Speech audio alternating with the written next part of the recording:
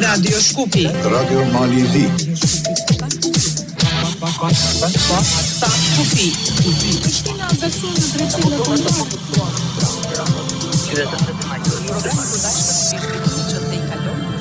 programi i përbashkët me zhvillimet që të kalojnë kufinë shtetëror.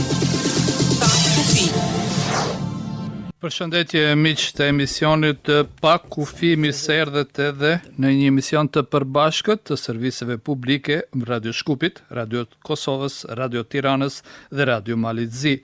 Sot është e 15 janar, ora në studio shënon 16:30. Unë jam Emdali Sufi dhe i ftuari sot është Besim Hoda, analist. Tema për të cilën do të flasim është situata postzgjedhore në Maqedoninë e Veriut dhe në rajon. Përgjithësi, bëjmë lidhjen e parë edhe me Radio Tiranën, atje kolegu im Jahu Margjego ka të ftuar Çerçis Loloçi, analist. Ja, u dëgjoni? Përshëndetje Mehmet Ali, përshëndetje për të ftuarin tuaj, përshëndetje për kolegët në Prishtinë dhe në Podgoricë dhe për të gjithë dëgjuesit e emisionit Pa Kufi. Siç thatë edhe ju, unë sot kam në studio analistin Çerçis Loloçi.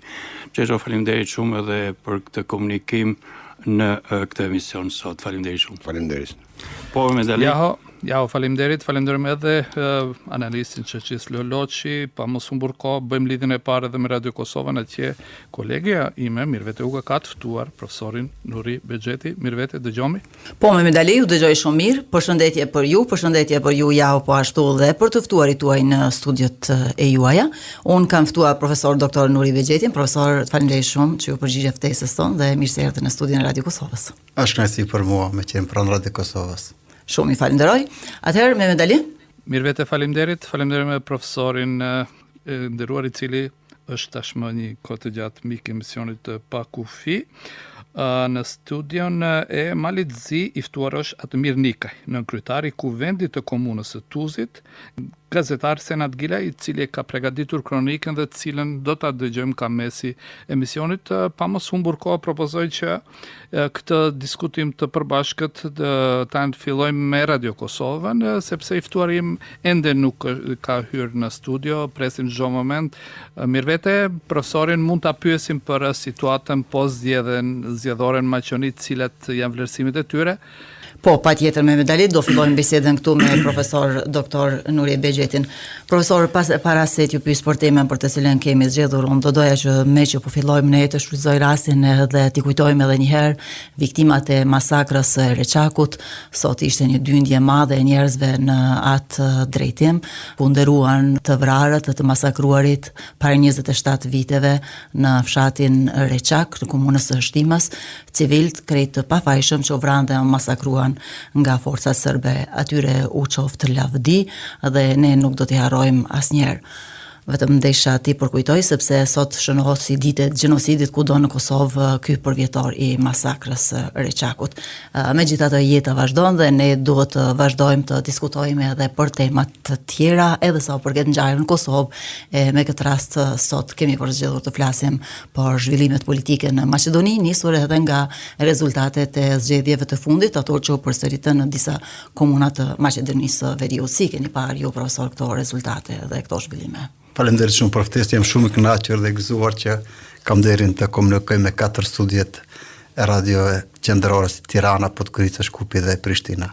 Atëherë, këto ishin vazhdim i zgjedhjeve lokale të vitit kaluar të tetorit. Siç e dini, në disa komune në nivel qendror, për shkak të nuk arrit cenzusi me konform ligjeve rregulloreve për zgjedhje në Republikën e Maqedonisë, u dashur të përsëritën zgjedhjet në 4 komuna. Ata ishin komuna e madhe Pollogu, siç është komuna e Gostivarit, një komunë ngjitur, fqinje e Gostivarit është komuna e Vrapçishtit, poshtë edhe komuna tjetër ngjitur, Malore, ku është qendra e Skive apo komuna e Mavrovës, Zhupës, dhe një tjetër në jug atje, afër Dibrës, një komunë me komitetin të quajmë kështu turk dhe me pjesëtar të komiteteve Pakit, siç janë edhe Torbesh, Turq dhe të tjerë, gjithsesi ka dhe Pakit shqiptare, u mbajtën zgjedhjet. Çka rezultoi rezultati? Rezultati është ky. Dy komunat e Pollogut, Gostivari dhe tetova u fituan nga kandidatët e koalicionit AKI, të me thanë të Aliametit dhe zotit Taravari, u fituan të dy komuna tani, ndërsa komuna e Mavrovës u fituan nga partia në pushtet VMRO DPMNE me një kandidat që vjen nga radhët e komunitetit musliman Jahoski dhe një komuna tjetër më në jug, kufi me Dibra, një komunë e vogël rurale kuptohet, u fituan nga komuniteti turk. Po, kjo është rezultati. Arjan Ibrahimi nga partia turke. Po. Atëherë, cila është konkluza? Konkluza është e thjeshtë. Ky rezultat ka qenë do duhet të dilte që para një muaj, të themi kështu, që para një muaj gjisë që në fund të tetorit, por para partitë shqiptare në koalicion rreth Vlenit, të ndihmuar edhe nga VMRO DPMNE, në këta komuna, sidomos në Gostivar dhe Verapsisht, bën të themi një hile, me marifete bën këtë punë, duke me zdal votusi i Vlenit në zgjedhje, me që kishte një koalicion me zotit Taravari dhe zotit Ameti, dhe nënkuptoi që këto do fitoj që në rundën e parë. Dhe ato duke bërë apel votuesve të tjerë që mos marrin pjesë në zgjedhje, dhe me që di rezultati paraprakisht si mund të del, ata duke i bojkotuar zgjedhjet e ulën cenzusin poshtë 30% të pjesëmarrjes së votuesve. Që i bjen, keni parasysh Komiteti Shqiptar shumë është edhe në diasporë, dhe faktori tjerë, faktori Macedon, i grupuar në dy parti politike, kryesisht VMRO dhe SDS, nuk dorën, dhe kështu nuk arrit atëherë fitoria e njerëz palë që në rundin e parë ose të ditë kishte. Në këtë raund të zgjedhjeve ishte mundësia që shumë prej shqiptarëve që janë në diasporë të rastisin të jenë këtu për shkak të pushimeve të fejsave. Megjithatë dalja nuk ishte e kënaqshme me kësaj ere. Është një apati e votuesve, janë lodhur nga zgjedhjet apo nuk kanë besim në partitë politike? Nuk do të për këtë rastin pjesëmarrja e votuesve rezident në Republikën e Maqedonisë në zgjedhjet e tetorit ka qenë shumë e lartë. Pra diaspora nuk ka marrë shumë, megjithëse edhe atje kanë ardhur njerëzit, po janë me përmasë si ka qenë ky vërshimi i madh në Kosovë. Pra thon shkurt tani, rezumeja, zgjedhjet në Republikën e Maqedonisë janë të fituara në taborin Maqedon apo në komunat me shumicë slavisht folse apo popullsi maqedone. Në masën më të madhe, mbi 90% pothuajse të gjithë komunat e mëdha po se po, por edhe rurale shumë i ka fituar partia në pushtet VMRO DPMNE. Në taborin shqiptar, për herë të parë mas 20 e sa vitesh, kemi pothuajse një përmbysje të rezultatit, jo kështu 100%, po ka një kthesë temi të elektoratit, ku më shumë komuna ka marrë koalicioni i Vlenit. A ka kjo fitore e këtyre partive ndonjë ndikim në balansin mes partive mes bloqeve më të mëdha? Ky rezultat aktual me këtë fitoren që e bëri partia e zotit Amit dhe Taravari në Gostivar dhe Vrapçisht, pjesën ku jeton popullsia shqiptare, po themi këtu, dhe pakicat musliman ta qim kështu, është një lëkurë e leopardit. Pra, Vleni ka Çairin dhe Saraj, Kasami ka Pollogun me rrethin, Tetovën, Te Arcën, Bogovinën, Taravari ka Vrapçishtin, Gostivarin, Ameti ka Studeniçanin, Plasnicën dhe Likovën atje, me një fjalë komunat Dibrën e ka marrë Vleni, Strugën për herë të parë mori VMRO-ja bashkë me Vlenin, pra kandidati temi më mirë është i Vlenit, i VMRO-s së saj Vlenit, i pavarur poshtë i VMRO-s temi ashtu. Kandidati mas 20 vitesh, kandidati shqiptar i Kosovës i humbi zgjedhjet, fitoi kandidati pastër Maqedon. Është një storje dhimbshme për Çfarë do të thotë kjo për shqiptarët, për çarja mes partive politike? Kjo është një leksion i madh dhe shpërndarja e votës. Se nuk është puna se dikush do ta qeverisë komunën, se nuk do të thotë patjetër të jetë shqiptar. Por mundësitë kanë qenë reale që shqiptarët të kenë një kryebashkiak që do i përfaqësojë interesat e shqiptarëve në radhë parë, pakicave tjera gjithsesi edhe komunitetit të dytë më të madh aty, komunitetit maqedon. Pas forcim, gjithë demografia e mundson kot, nuk ka pse ta bëj. Mirë po, inatet, përçarjet, hatërmbetja është aq e madhe sa që unë mendoj që aty edhe shumë vite, ndoshta edhe një mandat tjetër nuk kthehet më komuna në duar të drejtohet paktën nga Komiteti Shqiptar. Profesor, kemi dëgjuar një deklaratë të zotit Taravari, i cili thotë se pas këtij rezultati në komuna mund të kemi zgjedhje të parakoshme, ka fjalën për zgjedhje të përgjithshme. Çfarë ndikon kjo? Si ndikon? Gjithsesi që opozita ka arsye me kërku zgjedhje dhe gjithmonë sa që ma zgjedh për një parti opozitare që nuk është pushtet, është interesat të saj që të bëjë sa më shpejt edhe për të ardhur në pushtet ose për të kombinime politike. Por Maqedonia, leximi im është i situatës aktuale që më shumë interes ka për ta çuar vendin në zgjedhjet parakoshme vetë fituesi absolut i zgjedhjeve zoti Mickovski se sa parti tjera opozitare shqiptare apo partia opozitare maqedone e socialdemokratëve. Pse? Pse ka më shumë interes? Pse ka interes për arsye se rregullorët e brendshme politike të partisë që e drejton nuk e lejojnë kryetarin që të ketë më shumë se 3 mandate i zgjedhur. Ai ka konsumuar 2 mandate si kryetar partisë duke qenë kryetar partie por në opozitë. Tani i fitoi zgjedhjet para 2 vitesh, gati bëhen në pranverë tash dhe në dhjetorin që lam tani në fund të nëntorit, ai fitoi u rizgjodh për herë të tretë kryetar i partisë, i VMRO dhe PMNS. Por është hera e fundit, sa rregullorët e brendshme të tjerë nuk lejojnë që dikush të drejtojë partinë më shumë se 3 mandate. Edhe si zakonisht, ai ka konsumuar 2 vite pushtet, është në kulmin e fuqisë politike, pse mos me çu vendin edhe në herë në zgjedhje tash dhe me konsumu edhe një mandat të plot 4 vjeçar. Ka të drejtë të fitoj edhe një mandat, të konsumoj edhe një mandat tjetër? Ka të drejtë, se faktikisht nga pozicioni kryeministrit, mandej mund të mbanë zgjedhjet në parti, po kjo është ende kryeministër. E çon inercionit e këtij mandatin. Kjo është logjika më elementare e kalkulimit në rrafshin personal. E dyta, Maqedonia është e izoluar. E themi hapur, kjo nuk e themi të huajt, e them analizat serioze të instituteve. Është vetëm problemi që ka me kushtetutën, ndryshimet kushtetuese dhe kërkesat e Bullgarisë? Ajo është një pengesë e cila nuk ka shtek pa u tejkaluar dhe është fatkeqësi që ne po prolongojmë. Ne dikur nuk kemi çare pa ulë dhe pa zgjidhur atë problem. Ky problem kërkon zgjidhje. E dyta, Maqedonia mund të futet një krizë ekonomike. Këtë vitin që jemi fut tani dhe 5 edhe 4 vite tjera, tani 5 nga ky vit edhe me këtë edhe 5 vitet që vinë, është e parapartë Maqedonia të ktheje 8 miliard euro borxhit.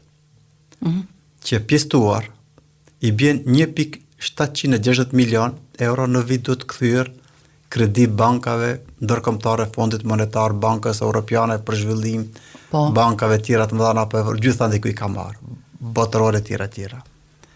Shtoja kësaj që në Maqedonia ndërtime sipër di korridorat mëdha, 8 dhe 10, me një kontrata miliardçe. Me rëndësi ndërkombëtare dhe që thënë të drejtën, Maqedonia është favorizuar vazhdimisht nga faktorin ndërkombëtar dhe për shkak të përbërjes etnike dhe për shkak të pozicionit gjeografik. Duhet gjithë ta lek, shtoj kësaj që edhe 500 milion u morën para zgjedhjeve nga Hungaria plus 500 milion tjera. Që ta përmbyllim, profesor. Kjo, pra me një fjalë, është e mundur që vendi është në dorën e kryeministit dhe është e mundur që të ketë zgjedhje, mund të ketë zgjedhje parakoshme.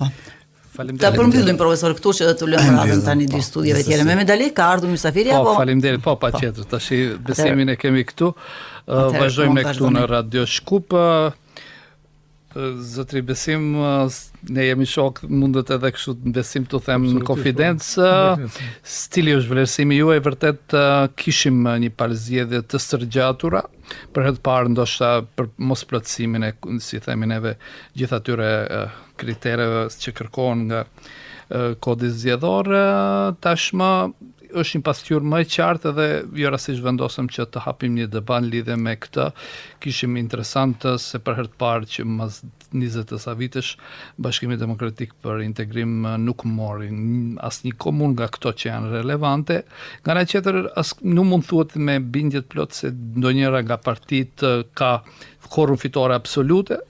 Duan një vlerësim tëndin se çfarë tash mund të pritet në situatën pas zgjedhore, paralajmëron zgjedhje, në fakt ne dje kishim takim të liderëve të kryeministrit Mickovski, flitet që mund ta hekin qeverinë, që Pergjinos tashmë e quajtur, e cila pak a shumë teknike, është disa mandate këtu për shkak krizës erdhi ajo kur u mlodhen partitë politike dhe është krijuar një traditë që te kryeministri mblidhen partitë politike. Njëherë kërkoj ndjes për vonesën, përshëndes gjithë dëgjuesit e radiove rajonale shqiptare, përshëndes dhe mysafirët e nderuar në për studiot e radiove, përshëndes veçanti dhe profesorin e nderuar që kam mikë dhe shok. Dhe vjen mirë që jemi bashkë s'pako të gjohemi edhe njëherë nga këtu. Zakonisht kur flasim për situatën më qeni profesori atje në Prishtinë, është edhe mirë që e filluam. Absolutisht është njohës i miri e një mirë. Absolutisht. Për shkak se vjen nga Maqedonia.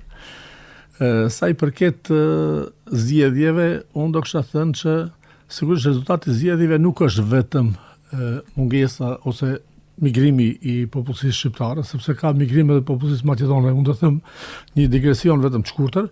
Kam bërë para 2 vjet dhe një analizë. Kam shkuar në ambasadën e Gjermanisë me qëllim, kam detur në momentin kur janë ndarë vizat dhe nga 110 viza që u morën dhe nga 90 refuzime, 90 diçka 3, çuditërisht 53% ishin Maqedonës dhe konkretisht ishin çifte të ri konkretisht, dhe ca kapala shqiptare kishtët duke lëvizur nga fëmijë, pleq, gra, kryesisht që ishin bashkim familjar. Dhe kjo është ajo që dëshmon që nuk ka migrim vetëm nga pjesa shqiptare, kryesisht nga pjesa maqedone ka 2 migrime, është migrimi që bëhet nga jashtë vendi edhe migrimi që bëhet nëpër qytet. Ka një migrim rural nga meset rurale në atë urbane. Unë do kisha cekur ka një diskrepancë. Ju e diskutoni këtë sikur kjo është një paradigmë që i determinon shumë procese këtu në Maqedoni. Pikrisht kjo është ajo. Unë e kam thënë shumë shpesh që grindjet që kanë filluar mes subjekteve politike shqiptare u kanë teruar syt aty në veçanërisht ju jeni vetë dëshmitar që nga 2012 konkretisht edhe kur ka ndodhur marrëveshja e Pergjinos edhe pak më herët, kur u krijuan ata kriza mes LSDM-s dhe VMRO-s, thotë subjektet politike shqiptare kanë kaluar çështjen kombëtare shqiptare kanë kaluar në rend dytë. Thotë ju e dini që nga atëherë ne asnjëherë gati nuk kemi në diskutim për çështje nacionale shqiptare në Parlamentin e Maqedonisë. Nuk ka diskutim për çështjen shqiptare në Maqedoni. Po kemi vetëm një zënk mes partive politike shqiptare të cilët herë njëra herë tjetër e quan tjetrën të tradhtar, të shitur, shajnë njëra tjetrën me ofendime të lloj-llojshme dhe pastaj për çudi në zgjedhje po këta individ, po këta aktor bashkohen kur kanë interesat personale dhe harrojnë sepse janë atje. Do të thënë, po bëhen gati 14 vjet që në Parlamentin e Maqedonisë po të hysh të analizosh nuk ka gati asnjë diskutim për çështje ndëretnike. Ka vetëm diskutimet kryesore bëhen, partitë politike shqiptare bëjnë duke akuzuar njëra tjetrën për mashtrime, për korrupsione, për sharje, fyrje, ofendime, ndërsa pala maqedone ka marrë komplet politikën dhe edhe vetë marrëveshja e Pergjinos ju jeni vetë dëshmitar, që ishte një marrëveshje kryesisht mes opozitës dhe pozitës maqedonese. Konkretisht aktorë aty ishin SDSM-ja dhe VMRO-ja, ndërsa 2 liderët shqiptar ishin vetëm ishin dëshmitar, realisht po themi ishin shikues. Dhe vetë marrëveshja e Pergjinos nuk lindi, ajo me kryeministrin teknik nuk lindi si pasojë e kërkesës së shqiptarëve, po thjesht ishte një marrëveshje mes 2 faktorëve politik maqedon. Domethënë, ne shqiptarët fatkeqësisht brenda kësaj kohe kemi arritur ta ulim aq shumë poshtë mbrojtjen e interesave shqiptare, saqë merremi me akuza dhe kundër akuzat njëri tjetrit për të them patriot, tradhtar dhe duke sharr njëri tjetrin, dhe kjo ka devalvuar totalisht përfaqësimin politik të shqiptarëve dhe ky unë them është arsyeja sepse shqiptarët në këta 10 vjet e fundit nuk dalin në zgjedhje.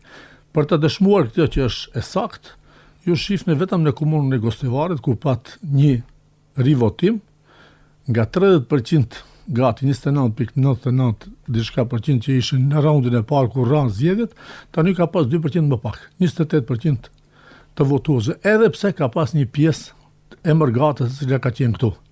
Tani, këtu do mund bëhet analiza ka dalur dhe popullsia pjesa e Besoj vjen mirë që ndoshta jeni ndër të analizat e radhë që jeni neutral. Keni, si të thuash, keni menduar gjatë kohë dhe keni dashur të jeni, domethënë, ndër njerëzit neutral që t'i hapni gjërat, sepse është një debat intelektual, të them dekada e tretë, a ka çështje shqiptare në Maqedoni dhe është një marginalizim që i bëhet çështje shqiptare sepse ne kemi marrëveshjen e Ohrit, kemi marrëveshjen të gjitha ato marrëveshjet, është hapur disa herë kushtetuta dhe asnjëherë çështja shqiptare nuk shkon sekondare bëhet dhe gjërat tjera dalin në plan të parë. Pse ndodh kjo thua ti? Kjo ndodh pikërisht po të marrim të analizojmë nga 2001 e këndej në pjesën e popullsisë maqedonese. Kryesisht votat i ka fituar VMRO-ja gjithmonë.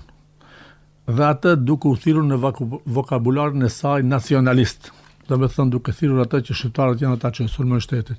Edhe 2 mandate që ka qenë SDSM-ja në pushtet, partia tjetër e cila shitet si liberale, vetëm për të marrë pushtet, që në fakt nuk është, e dëshmohet zgjedhjet e fundit, ajo 2 herë ka qenë pjesë e pushtetit, fal votave shqiptarëve. Ju jeni vetë dëshmitar që në vitin 2016, kur ajo hyri për herë të parë në pushtet, ishin diku rreth 60.000 vota shqiptare direkt që shkuan në kampin e SDSM-s. Nga dëshprimi i përfaqësimit shqiptar, ju e dini që edhe komuna e Araçinës, që ishte një komunë ndoshta vatra e luftës së Dimjenjishit, simboli i luftës së Dimjenjishit, u votua një kandidate shqiptare e SDSM-s. Dhe deri këtu shkoi devalvimi i votës shqiptare. Kjo zënka që e përmenda më herët. Ne ju e dini që nga çdo studio kemi bërë gjithmonë apel që shqiptarët duhet të arrijnë një marrëveshje paraprake, parazgjedhore, për të caktuar vijat e kuqe, pavarësisht cili subjekt politik dhe jetë përfaqësues të mbroj interesat, 2-3 interesat që janë madhore shqiptare në Republikën e Maqedonisë. Kjo nuk ndodh. Ju e keni parë edhe garat që kanë qenë për president. Fatkeqësia është që partitë politike shqiptare nuk bëjnë politikë për popullin, po bëjnë politikë me popull. Unë vlerësoj që edhe kryeministri shqiptar teknik që erdhi ishte një pjesë e kësaj, më shumë propagande politike sa që shqiptarët fituan diçka. Ju e dini që përveç simbolikës shqiptarët në këtë 3 mujor nuk fituan asgjë tjetër. Ishte vetëm një fitore e lutur që ishte shkolla e mesme fetare, e cila gjoja se u legalizua për të bërë pjesë e sistemit shtetëror të arsimit dhe kjo pastaj u hoq prapë dhe tani u zgjodh një mekanizëm tjetër duke bërë një balansim që është më korrekt realisht se sa që u bë më herët. Pra, unë mendoj që shqiptarët duhet bëjnë një tjetër organizim politik, duke u nisur nga ajo që marrëveshja e Ohrit, kryesisht programi i Partisë i Bashkimit Demokratik për Integrim, që ka qenë brenda kësaj kohe, që Bashkimi Demokratik për Integrim nuk arriti të etablohet realisht, sepse ne gjithmonë kemi thënë që marrëveshja e Ohrit nuk ishte marrëveshja e cila e zgjodhi statusin e shqiptarëve në Maqedoni, po ishte marrëveshja e cila e ndali luftën dhe i dha shans paqes. Dhe ne nuk mund brenda 22 vjetëve gjithmonë të thirremi dhe të festojmë marrëveshjen e Ohrit, duke u nisur që as ajo marrëveshje që ishte minimale për realizimin ose për rritjen e përfaqësimit të shqiptarëve në Maqedoni, në institucione shtetërore nuk u realizua. U realizua në disa pjesë, po jo në momente dhe në kohën e duhur. Prandaj, unë besoj që shqiptarët duhet të këndelen, të harrojnë zënkat mes vete dhe të ulen të përgatisin një program politik që pavarësisht edhe një herë garës politike se kush nga subjektet politike shqiptare do jetë pjesë e qeverisë, thotë mos lëvizet nga 2-3 pikat kryesore që janë për momentin. Ajo që është interes madhor i shqiptarëve të Maqedonisë është që Maqedonia mos hub rrugën e eurointegrimeve për shkak se ne si trunk nuk mund ndahemi nga Shqipëria dhe nga Kosova. Pra, si kusht i kësaj është ndryshimi i kushtetues dhe njohja e statusit të bullgarëve në Maqedoni. Përfaqësimi politik shumë i dobët i shqiptarëve dhe në anën tjetër një organizim politik i pjesës Maqedoni. Ju dini që këtu në këtë zgjedhje ka pas një marrëveshje mes një pjesë të LSDM-s konkretisht të përfaqësuar nga ish kryeministri Zaev, që është tani me znamin, dhe VMRO-s vet për të siguruar më një vot shumicë në qeverinë e cila nuk varet sot nga votat shqiptare, qoftë ajo të jetë BDI-a brenda strukturës, konkretisht fronti siç u quhet tani apo siç quhet AKI. Pra, unë them vetëm kjo, ndrimi i ngjyrave politike devalvon vetë strukturat politike. Shumë shpesh unë shoh që edhe analistë ndryshëm ose përfaqësues ngatrojnë edhe emrat, sepse brenda 2-3 vjetëve kanë ndruar shumë emra, edhe njëra edhe tjetra. Dhe ky bashkim ose kohezion jo natyral nga njerëzit që kanë sharë njëri tjetrin, do të mos harrojmë që këta sharje janë reflektuar edhe në familjet shqiptare duke hidhëruar familjar njëri me tjetrin, dhe kur sot këta po bashkohen në këtë formë vetëm për interesa personale, pa u dhënë asgjë votuesve shqiptar, sigurisht që unë e kam përshëndetur në këtë zgjedhje veçanërisht e kam përshëndetur shumë popullatën shqiptare e cila ka votuar me shumë instinkt, dhe po ju them, sepse bëj gjithmonë analiza, nuk ka asnjë hidhërim dhe prandaj nuk ka pas asnjë zënk askund, për shkak se popullata e ka kuptuar që partitë po bëjnë politikë me ta, dhe ata e kanë kthyer që një vlla ose motër ka shkuar ka njëra, njëri ka tjetra, dhe kanë bërë konkretisht politikë në këtë zgjedhje dhe kanë votuar në mënyrë të tillë. Faleminderit. Faleminderit. Djaho? Po vazhdoj bisedën këtu në Radio Tirana me Çerçis Loloçin. Pra po flasim për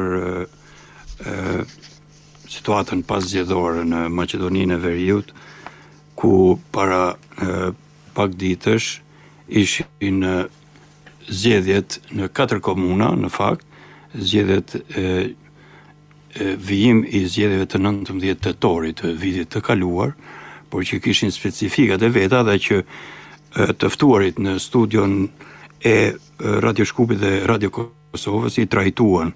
Dhe ne nuk do të hymë në ato hollësi, mendoj. Unë do ta pyes të ftuarin tim për atë se si e shef situatën këtu nga Tirana, situatën e spektrit politik shqiptar në Maqedoni. Natyrisht që në një vend që qeveriset me pluripartitizëm, do të thënë me shumë parti, disa parti rreshtohen në spektrin e qendrës, disa në të djathtë, disa në të majt, dhe edhe shqiptarët kanë të drejtë të jenë të tillë.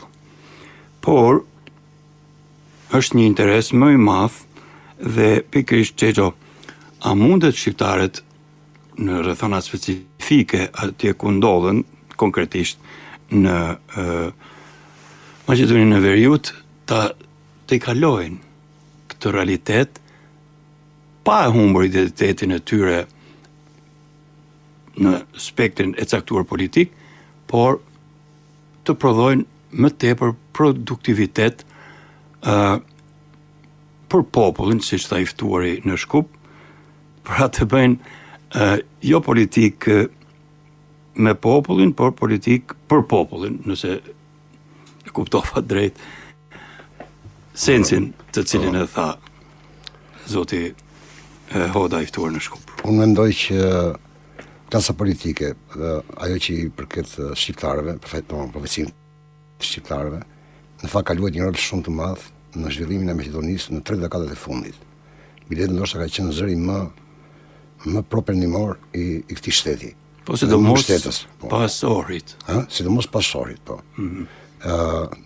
Tani të vjen keq në fakt ky faktor shqiptar, pavarësisht që ishin të ndarë, domethënë se kanë partitë e tyre, domethënë specifikat e tyre si parti, në këtë periudhë ata kanë luajtur në këtë rolin si mbështetës të integrimeve të gjera të Maqedonisë, integrimeve evropiane dhe euroatlantike. Këtu u përqendrua dje dhe zoti Ali Ahmeti, në fakt, në takimin e partive politike në Shkup, ku ishin thuajse të gjithë partitë parlamentare, jo, thuajse po mungoi vetëm LSDM-ja. Po. Por tani vret për fat të keq, në fakt vlet një lloj defaktorizimi i faktorit shqiptar, domethënë nuk e kanë më peshën që kanë pasur, qoftë tek ajo tek përfaqësimi, sepse unë dakord ata janë i takojnë fronteve të ndryshme, por për çështje kapitale sigurisht do të bien dakord, sepse bien ndonjëherë edhe bien pozita me opozitën në vende të tjera. Këto janë gjëra normale në një shtet serioz. Dhe fakti që gjithmonë për pak përfaqësohen shqiptarët për shkak të përçarjes që ka klasa politike, sigurisht nuk është gjë e mirë. Dhe unë mendoj që aty ka nevojë që të ketë kufizim mandatesh, domthonë të mësojnë vërtet të mësojnë nga partitë që janë brenda shtetit, e kupton? Brenda të njëjtit shtet. Domthonë të ketë kufizim mandatesh, jo kryetar të përjetshëm, të ketë gjenerata të reja, sepse sigurisht ato ndihmojnë shumë edhe për zhvillimin e Maqedonisë, por edhe sepse unë mendoj që atje u bën zgjedhje lokale, por kriza ka ngrirur përsëri. Edhe kriza ka ngelur, nuk është se zgjidhur kriza. Edhe sigurisht opozita do kërkojë me çdo kusht që të bëhen zgjedhjet parakohshme, zgjedhjet përgjithshme parlamentare. Por gjithsesi do shohim si do të... A duke në horizont zgjedhjet parakohshme? Po sepse sa kohë që ka një krizë, e kupton, dhe sa kohë që këta gjithmonë gjejnë një qeveri teknike për të bërë zgjedhjet, sepse nuk ka besim mes palëve, s'ka besim midis shqiptarëve dhe maqedonësve, po s'ka besim mes shqiptarëve dhe maqedonësve, opozit. Në fakt, kryeministri i Maqedonisë dje kërkoi që mundësisht të hiqet dorë nga qeveria teknike ose e përzhinës, siç e tha kolegu. Po, normalisht ajo bëhet kur ka mungesë besimi, e kupton, po në fakt Maqedonia e ka bërë këtë disa herë, jo vetëm këtë rast. Edhe përpara ka bërë kur ka pakënaqësi të madhe nga opozita, nuk besonte që qeverisja e radhës mund të bëjë zgjedhje të ndershme, edhe kanë bërë qeveri teknike. Domthonë kjo zgjidhje nuk është normale. Zgjedhjet parlamentare, siç duket, nuk janë në horizont, sepse është, siç e shpjegoi edhe profesori i ftuar në Radio Kosova, kjo është një si të thuash, prerogative e kryeministrit, i cili e shpjegoi më hollësisht, i cili dëshiron të zgjasë edhe një mandat tjetër. Domethënë, sepse është gjë e mirë kur ka një limit të përfaqësimit. Gjë që është për të lavdruar në fakt në skenën politike në Maqedoni. Gjë që nuk është në kampin e shqiptarëve, në shumë vende të tjera. Po, është vërtet. Është vërtet. Po raportin e Tiranës me faktorin politik shqiptar në Maqedoni, si e sheh? Tirana zyrtare... Jo për paternalizëm asnjëherë. Tirana zyrtare... Unë mbaj mend vite më parë, partitë politike, përfaqësues të partive politike shqiptare u ftuan në Tiranë dhe u bën një takim nga kryeministri i vendit në Tiranë me ta. Megjithatë, nuk është e thënë që ata të vinë në Tiranë muaj për muaj, vit për vit, po si e shef komunikimin? Mendoj që nuk është komunikimi i dur, edhe domethënë praktikat e krijuara më përpara që konsultoheshin me Tiranë zyrtare, sigurisht zgjedhjet i bëjnë policia maqedonëse, që atje shqiptarë dhe maqedonëse, nuk e bën Tirana, as Prishtina zyrtare. Por që të takohen dhe të shkëmbejnë pikpamje dhe të mendojnë që kush është më e mira për këto vende tona, sigurisht është gjë shumë e mirë. Ne kemi thënë dhe në këtë emision, për shembull që jo vetëm marrëdhëniet ndërpartijake, të shqiptarëve, që kanë gjithmonë mundësi për të qenë më mirë. Por edhe marrëdhëniet me dy shteteve sigurisht duhet të jenë, jo këto që janë, duhet të jenë në nivel akoma më të lartë. Dhe për fat të keq kjo nuk ka ndodhur, sepse këtu ndonjëherë protagonizmi i tepërt, qoftë nga shkupi zyrtar, qoftë nga ndërrat zyrtare, qoftë në një vend tjetër, sigurisht unë mendoj se prish punë. Ja, për shembull, sa për një info edhe për dëgjuesit, nga rreth 15 komuna, nga 81 komuna, shqiptarët do të thënë kanë një peshë specifike jo të madhe, por edhe jo të vogël në një kuptim. Por, siç thatë ju, janë barikaduar nga një anë, për shembull, koalicioni qeveritar Vlen me koalicionin opozitar Aleanca Kombëtare për Integrim, udhëhequr nga BDI-ja. A mundet të ishte ndryshe, apo siç tham, ky është edhe realiteti i pozicionimit të forcave politike edhe shqiptare brenda skemës politike, spektrit politik të Maqedonisë në tërësi. Ju të pyetje që bëhet, sigurisht bëhet edhe sqarimin. Domthonë këtu po duhet ta thelloj pak partitë politike, sigurisht me ju analizën. Besoj që nuk kanë një lloj konsumimi, domthonë partitë politike atje. Edhe nuk them për këto parti tradicionale, e kupton, po edhe partitë e reja. Pra, sigurisht ajo krijon impakt tani që njëherë nuk i motivon njerëzit për të votuar, shikon pjesëmarrja është relativisht e vogël, edhe domthon voton pakica për një pakicë, kupton, është vërtet e gjë, sepse kjo vjen sigurisht nga ajo që thash pak në fillim, që këto parti duhet ka nevojë të risillin gjenerata të reja, kanë nevojë të kenë kufizim mandatesh, mos konceptohet partitë si repart ushtarak, por të konceptohen si forca që gjenerojnë gjeneratat e reja edhe ndikojnë për vendin, ndikojnë pozitivisht, dhe mos e hinë dorë nga gjërat që kanë arritur, sepse me qeverin Mickovci disa gjëra ishin arritur. Në majoranën e ishin arritur, po vjen shpesh në diskutim. Diskutim, po, edhe jo, do të thënë përdorimi i gjuhës e gjëra të tjera. Prandaj edhe faktori shqiptar në Tiranë dhe në Prishtinë mund dhe duhet besoj që të bëjmë më tepër presion, kuptimin në aspektin diplomatik dhe politik, në faktorin politik qeverisës të Maqedonisë. Asnjëherë nuk është gabim që këta të kenë një rol, nuk them determinant, po një rol. Është edhe në kushtetutën e Shqipërisë, të paktën. Interesimi për pjesën tjetër jashtë kufive. Po, nëse kam parë këto zgjedhje, më duket edhe Prishtina zyrtare dhe Tirana zyrtare ka qenë gati si jashtë loje, domethënë nuk ka marrë pjesë. Kështu ka gjikuar mbas. Kanë qenë paksa indiferente, thoni. Indiferent. Okej, faleminderit Çerçes Loloçi për këtë pjesë të pakufi. Koleg? Po, faleminderit faleminderim edhe zotrin Lolis Çeçeli. Loloçi, atëherës shkojmë me kronikën e Malitzi. Kolegu Senat Gila e ka përgatitur, ka të ftuar Radmir Nikaj, nënkryetari i Kuvendit Komunës Tuzit. Mirëvete? Dali e gatshme është kronika dhe do ta transmetojmë më njëherë. Zgjedhjet lokale të fundit në Maqedoninë e Veriut kanë prodhuar një realitet të ri politik, duke riformatuar raportet e forcave mes pushtetit qendror dhe atij lokal. Rezultatet kanë hapur debatet e forta për stabilitetin politik, funksionimin e institucioneve dhe drejtimin që vendi do të ndjekë në periudhën paszgjedhore. Vëmendje veçantë kushtohet edhe rolit të pakicave, nëse mund të themi për shqiptarët në këtë vend, dhe ndikimit të tyre në proceset vendimarrëse.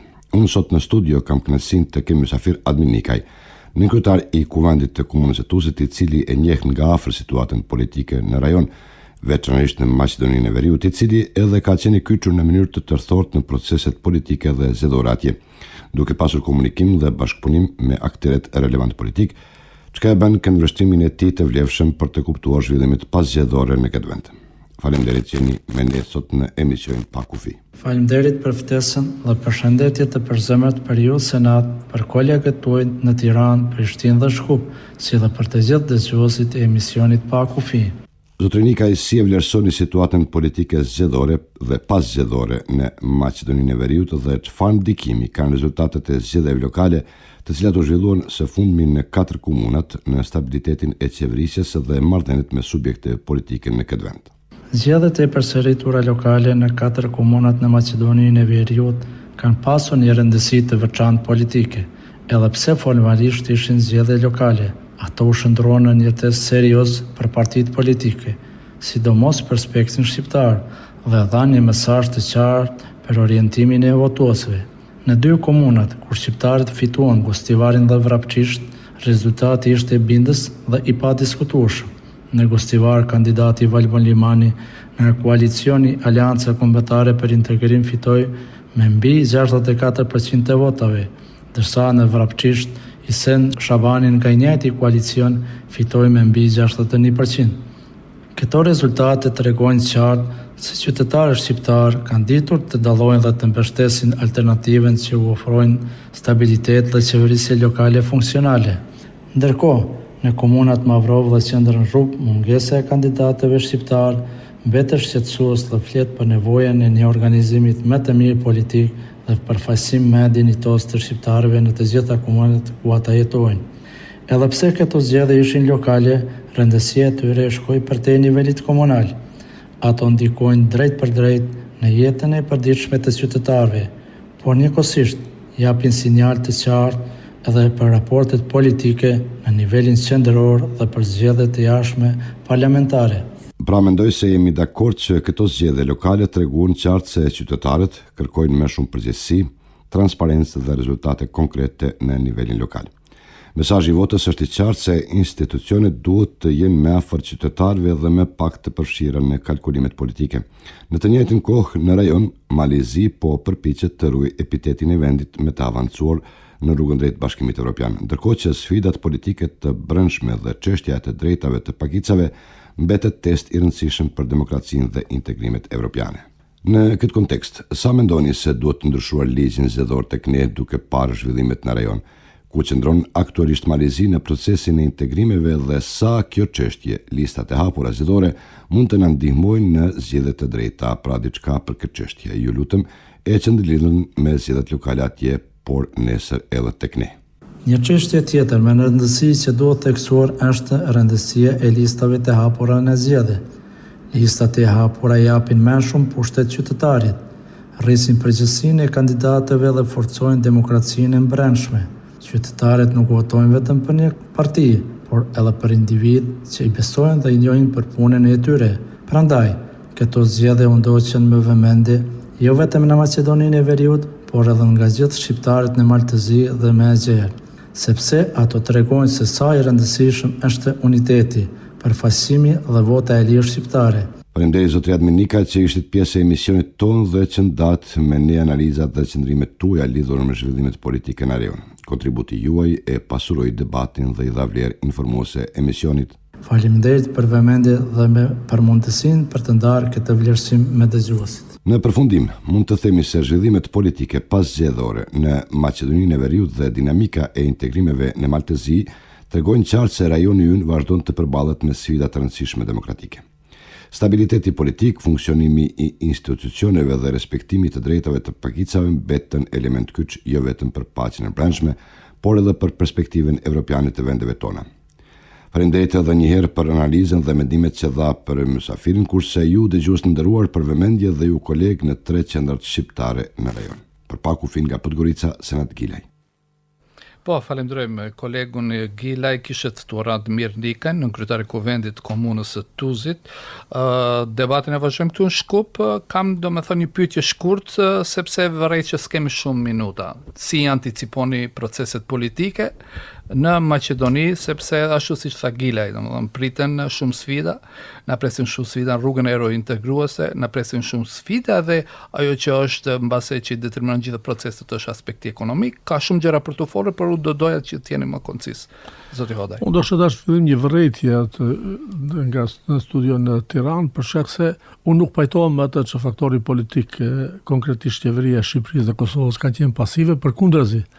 Ata me përçarjet që kanë ndërmjet është reflektuar, ajo përçarje fatkeqësisht është reflektuar edhe në Maqedoni, duke nisur nga ajo që haptazi dihet që zoti Rama ka mbështetur politikat e zotit Ahmeti, konkretisht zotin Ahmeti, jo politikat e tij, sepse realisht themi drejt ka mungesë politikave reale, subjekti politik që është BDI-ja, po fatkeqësisht edhe zoti Kurti uroj që mos jetë në bazë të inate personale, por fatkeqësisht duket se kjo është ka mbështetur njësoj në mënyrë të pak korrigjuar fare vlen, një strukturë e cila nuk ka një kohezion realisht, është një bashkim i 3-4 liderëve lokal, të cilët as nuk arritën të konsolidojnë as një program politik realisht, po as sot nuk mund zgjedhin një kryetar. Para mendoni se si do mund ishin ata të përfaqësojnë shqiptarët në një qeveri të tillë të fortë, si që ishtë plebiscitare vota e Maqedonasve ndraj VMRO-s dhe një subjekt i shkputur po nga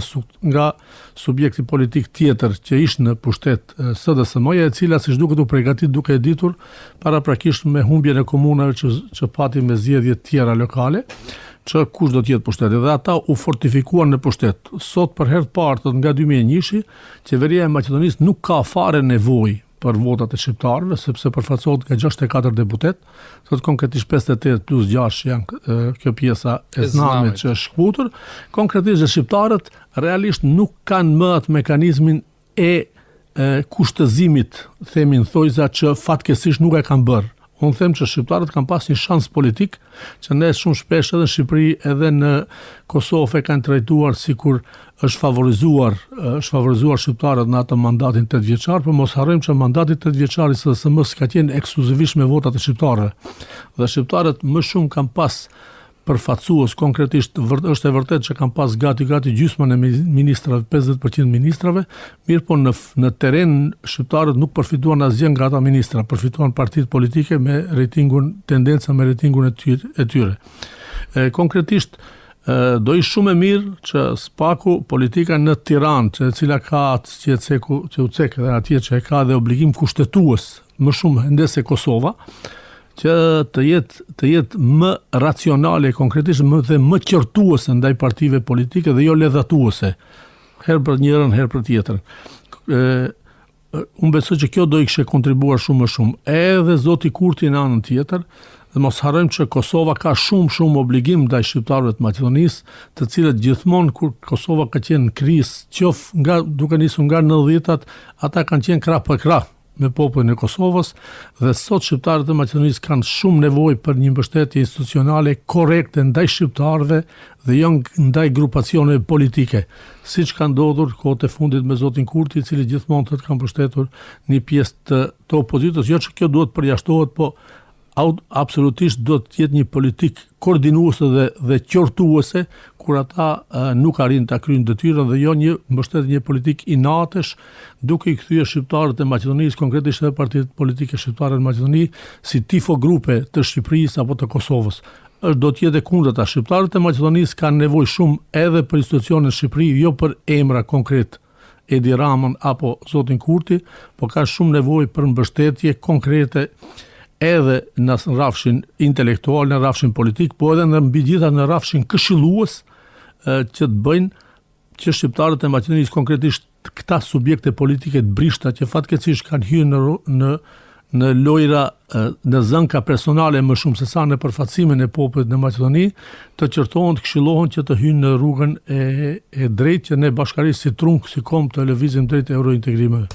Po dhe shkurt, do me thënë, si e sheh procesin, do të ketë ndryshime në kushtetut? Unë besoj që zoti Mickovski, i cili ka pushtet absolut, tani e them për shkak se edhe shqiptarët ja kanë mundsuar, ai fiton në kohë, ai do të bëj luan me faktorin ndërkombëtar deri në nivelin në vijën e kuqe, kur do ketë kushëzime direkte për ndryshime kushtetuese, dhe kjo me këtë do të përfitoj gati një mandat 3 vjeçar. Unë e kam thënë që unë do përfitojnë shqiptarët për ta ndryshuar statusin e tyre nga komunitet në do bëhemi kom ndonjëherë këtu. Do jam fatkeqësisht kjo nuk do ndodh derisa Shqipëria dhe Kosova konkretisht po mbi gjithash vetë partitë politike shqiptare nuk ulen dhe në këta marrëveshje, në takimin që ishte... Ju thoni që do të ketë marrëveshje ngjashëm si kjo që e kishim opozit shqiptare. Kjo nuk ishte një marrëveshje, kjo ishte prapë një përçarje. Ju e dëgjuar që zoti Ali Ahmeti ka kërkuar takim kokë me kokë. Unë do kisha dashur që një herë zoti Ali Ahmeti të kërkoj takim kokë me kokë me Vlenin, tulen, të vend 2-3 pika që është gjua shtype gjuzirtare në Maqedoni, ndryshimet kushtetuese të jenë determinuese brenda 6 muajsh dhe subjektet politike shqiptare të kushtojnë qeverinë e Maqedonisë, në qoftë se këto nuk do të ndodhin brenda 6 muajve, shqiptarët nuk do të jenë pjesë e qeverisë. Parlament pikrisht 2 dhomesh. Vetëm në këtë formë, po tendencat e këtyre lojrave që të takohem unë një herë, takohet tjetri, të bëjmë këtë, të bëjmë atë, besoj që vetëm do të ndihmojnë në vazhdimsi çështjen shqiptare dhe zoti Mickovski përfiton kohë. Unë kam thënë që unë pres me këtë lojë që po luhet në tetor të ketë zgjedhjet parakohshme.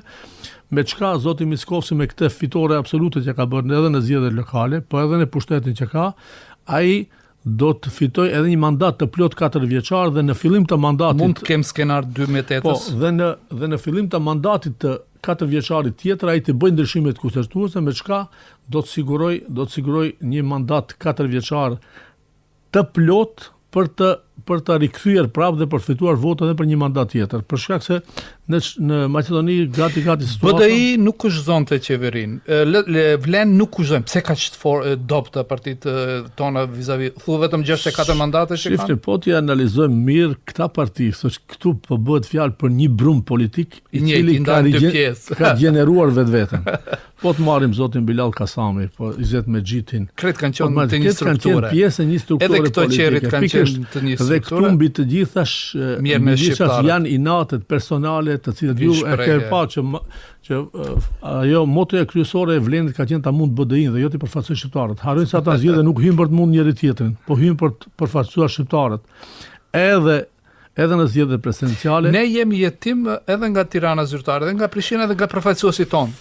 Cila zgjedhje është shqiptare? Fatkeqësisht në këta zgjedhje, veçanërisht në 3-4 vjetët e fundit, thotë unë kam përshëndetur thirrjen që zoti Rama që u cek edhe në Tiranë që e bëri atëherë gjithë partitë politike, pikërisht, mirë po unë do kisha dashur që zoti Rama të bënte një qyrtim publik, se pse përfaqësuesit politikë shqiptarë, edhe pse shkuan, edhe pse vetë zoti Rama e nxori në faqen e Facebookut atë fotografi të takimit, ata sa erdhën shkup dhe kur u sulmuan nga partitë politike maqedone, sepse platforma e Tiranës, ata vetë mohuan, edhe nuk është turp që shqiptarët të konsultohen në Shqipëri dhe me kryeministrin e Tiranës, ashtu siç bëjnë gjithë vendet tjera. Dhe unë do kisha dash që politika e Tiranës konkretisht. Ju thoni se kapriçat e Ramës dhe Kurtit reflektohet shumë? Sigurisht që po, jo që reflektohen, po absolutisht. Ju e keni pa që aduti kryesori Vlenit ka qenë mbështetja e Kurtit, sepse nuk kanë pas një program tjetër politik. Po edhe nga ana tjetër ka lënë për dëshiruar sepse zoti Rama erdhi në Maqedoni dhe takoi vetëm zotin Ali Ahmeti, që realisht u dash të takoj të gjithë partitë politike dhe të bëj një qortim ndaj tyre për këtë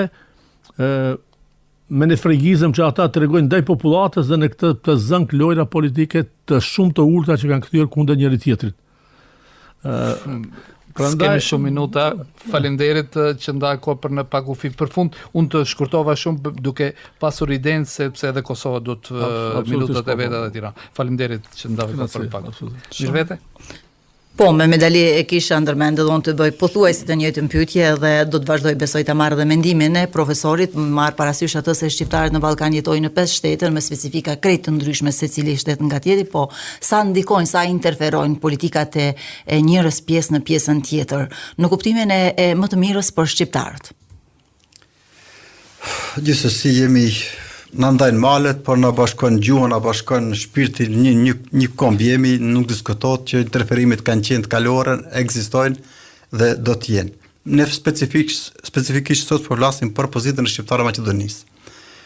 Nuk doja të hap një mendim radikal, por gjithsesi do lëshoj pak guxim, do lëshoj pak gojën pak më shumë. Ndihmës më e madhe nga Tirana dhe nga Prishtina për shqiptarët e Maqedonisë do kishte qenë mos interferimi i tyre si një opcion. E kanë thjesht zyrtarët e Tiranës, sot Rama, nesër dikush tjetër. Këtu dje Thaçi, sot Kurti. Ki fundit paktën bëri edhe dam të madh. Aktualisht dami aktual është shkaktuar shumë nga Kurtin të shqiptarët e Maqedonisë. Si mos të interferojnë? Nëse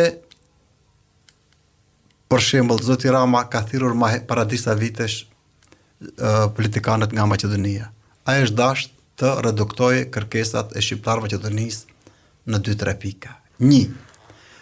Të gjithë politikanët shqiptarë Maqedonisë që garojnë në garë politike, e sidomos ato të përfaqësuar në parlamentin e Maqedonisë me një dhomë që është 120 deputet, do të kenë një qëndrim të qartë, të saktë, sa i përket pozitës së gjuhës shqipe në Republikën e Maqedonisë. 1. 2. Sa i përket të VSH-s nga buxheti i shtetit që u ndat komunave. Kjo është njëri nga temat që ne anashkalojmë vazhdimisht. Ju lutem, Maqedonia është shteti më i centralizuar në aspekt financiar. Po, por a ka ndikim dikush nga figurat politike? Me gjithë rekomandimet e bashkisë ndërkombëtare, Bashkimit Evropian, se si. Nëse veç modeli kosovar i komunave dishte adapt për Maqedoninë, komunat shqiptare do lulëzonin se e përket infrastrukturës. Një pikë kërkesave, më thjesht s'është nacionalista ajo, është shumë ekonomike është. Dhe ne diskriminim më të madh kemi në rrafshin ekonomik, lutem.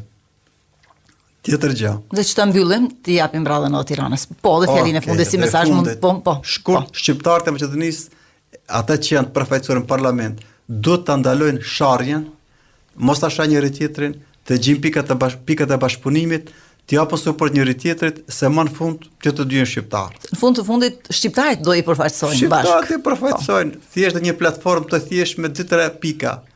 Për gjuhën shqipe, mos më lëshu pe dhe rrit decentralizimi fiskal është emergjencë. Ha për ha. Profesor, faleminderit shumë që ishe sot në emisionin. Vetë faleminderit e ty, faleminderojmë edhe profesorin e nderuar. Tiranë? Po, na kanë mbetur pak minuta natyrisht, vetëm për të marrë edhe një opinion të fundit të ftuarit këtu, zotit Loloçi, dhe për të përshëndetur natyrisht. Pra, Çeço, sipas diskutimeve në panel sot doli edhe ajo domosdoshmëria e harmonizimit të qëndrimeve, pa përsëritur ato që u thanë deri tani. A ka hapësira për këtë? Po, këtë unë kam ngulë të kjo që mos mendohet si është ndërhyrje, po të mendohet që është një gjë domosdoshme që shqiptarët, klasa politike shqiptare, të merret vesh me njëri tjetrin, sepse duke harmonizuar, domethënë bëjnë zgjidhje më të mira, më të mëdha. Duke mos organizuar ose duke shfaqur preferenca për një apo tjetër parti, sigurisht kjo mendoj është e dëmshme, edhe nuk do të ndodhi. Pse na ndodh ne që shpesh të ndihemi inferior sikur të tjerët, po na etiketojnë, po bashkohen këta, po siç ishte rasti i asaj që u quajt nga Maqedonet, nga media apo nga kush para 3 vitesh që erdhi Tirana me platformë si të them nacionalista, çfarë të them në Shkup. Sigurisht ata kishin bëjnë punën e vet. Ata kishin qenë e tyre, këto do bëjnë punën e vet, por ajo ishte më duk shumë normale. Një normalizim që ti harmonizohesh me si vëllezërit faktorin politik shqiptar. Dhe për një gjë më të mirë. Është unë më them se gjithmonë ka hapësira për bashkëpunim. Çfarë na bën që të mos ndodhë kjo gjë? Jo. Mos ta realizojmë. Tani duhet të domethënë këtu ndonjëherë thelbi është tek sa demokratike janë partitë tona, e kupton, sepse edhe mënyrat. Po, si funksionojnë, po. Kjo është mekanizmit demokratik. Faleminderit shumë Çeçit Loloçi për kontributin sot në PAKUFI. Po, koleg. Ja, faleminderit. Falenderojmë edhe zotin Çeçis Loloçi, analist nga Tirana. Kështu miq të emisionit kemi mbërritur në fund të emisionit PAKUFI. Sot diskutuam për çështjen postzgjedhore këtu në Maqedoni, çështjen shqiptare. Të ftuar kisha analistin Besim Hoda, në Prishtinë mirëvetë u kishte të ftuar profesor Nuri Bexheti, në Tiranë kolegu Omar Xheka ishte ftuar me Çeçis Loloçi dhe nga Malizi gazetari Senat Gile kishte të ftuar Ademir Nikaj, nënkryetari i kuvendit komunës. Ishte gjithë kjo që përgatitëm, miq të emisionit, deri javën tjetër mirëmbëjtje me një temë të përbashkët nga Radio Shkupi, Tirana, Prishtina dhe Podgorica. Mirëmbëjtje. Mirë dëgjofshim.